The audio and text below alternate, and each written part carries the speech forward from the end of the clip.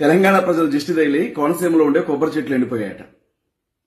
వెంకటేశ్వర స్వామి వారి తలకి దెబ్బ తగిలి వచ్చిన రక్తంతో ఎర్రచందనం మొక్కలు మొలిసాయట, చెట్లు పెరిగాయట. ఎంత తెలివి కలిగినటువంటి వ్యాఖ్యలు ఎవరు అనుకుంటున్నారా?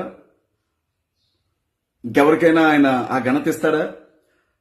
2 లక్షల పుస్తకాలు చదివి చరిత్ర సృష్టించినటువంటి ఆంధ్రప్రదేశ్ రాష్ట్ర ఉప ముఖ్యమంత్రి వర్యులు పవర్ స్టార్ పవన్ కళ్యాణ్ గారు చేసినటువంటి వ్యాఖ్యలు. నరదిష్టికి కొబ్బరి చెట్లు ఎండిపోవడం, మనిషి రక్తానికి ఎర్రచందనం మొక్కలు మొలవడం వంటివి అసలు అలాంటి ఆలోచనలే మహానుభావులకు వస్తాయి. సాధారణమైనటువంటి వ్యక్తులకు కల్లో కూడా ఇలాంటి ఆలోచనలు రావు. పోనీ ఆయన ఏదో మాట్లాడాడు, 10వ తరగతితో ఇంటర్మీడియట్ ఫెయిల్ అయ్యాడు, ఆయనకి తెలిసిందంతే, ఆయన ఏదో మాట్లాడాడు.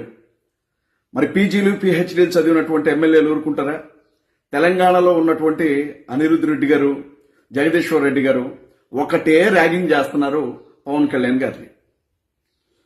ఒకవేళ తెలంగాణ ప్రజల దిష్టి తగిలి కొబ్బరి చెట్లు ఎండిపోతే పవన్ కళ్యాణ్ రూపంలో ఉన్న ఒక దిష్టి బొమ్మని తయారు చేసి ఆ కొబ్బరి చెట్లకు గట్టండి అంటున్నారు. పీజీలు పిహెచ్డీలు చదువుకున్న వాళ్ళు కూలి పనులు చేసుకుంటూ ఉంటే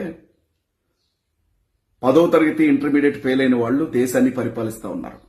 రాష్ట్రాలకు ఉప ముఖ్యమంత్రులుగా, దేశాలకు ప్రధానమంత్రులుగా మన తల మీద నాట్యం చేస్తా ఉన్నారు. ఐఏఎస్లు ఐపీఎస్లు పాస్ అయిన వాళ్లేమో అక్షరముక్క రాని వీళ్ళు చెప్పే మాటల ప్రకారంగా నడుచుకోవాల్సి వస్తా ఉంది. ఇది భారతదేశం పరిస్థితి. నేను వృక్షాలకు సంబంధించిన శాస్త్రాలలో కొన్ని చదివాను, కానీ దిష్టి తగిలితే చెట్లు ఎండిపోవడం, మనిషి రక్తంతో చెట్లు మొలవడం నాకెక్కడా కనపడలా. బహుశా మనం ఆయన చదువుకున్న స్కూల్లో చదవలేదనుకుంటా, ఆయనకున్నటువంటి పుస్తకాలు ప్రత్యేకంగా రాస్తారనుకుంటా. సిగ్గు లేకపోతే సరే మాట్లాడటానికి.